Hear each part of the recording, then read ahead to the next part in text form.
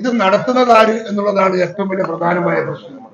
India ഭരിക്കുന്ന ഇന്ത്യയുടെ പ്രധാനമന്ത്രിയാണ് ഈ മതപരമായ വികാരം കുത്തിയിളക്കി അതിന്റെ പ്രചാരകനായി ഈ രാജ്യം മുഴുവൻ നടക്കുന്നത് ഇന്ത്യന്റെ പ്രധാനമന്ത്രിയാണെന്ന് ഓർക്കുമ്പോഴാണ് നമ്മുടെ നിർഭാഗ്യത്തെ കുറിച്ച് നമുക്ക് ആലോചിക്കാൻ പറ്റില്ല.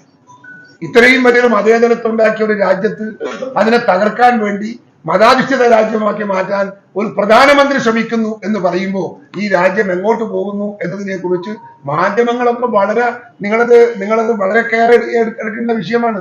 ജന മനസ്സിലേക്ക് എത്തിക്കേണ്ട വിഷയമാണിത്. ഒരു പ്രധാനമന്ത്രി അവിടെ ഇവിടെയും പോയി പ്രസംഗിക്കുകയാണ്. അവിടെ അമ്പലമുണ്ട്, ഇവിടെ അമ്പലം ഉണ്ടാക്കണം, ലോകം മുഴുവൻ അമ്പലം ഉണ്ടാക്കാൻ പോവാണ് പുള്ളി. എന്ത് പ്രധാനമന്ത്രിയാണിത്?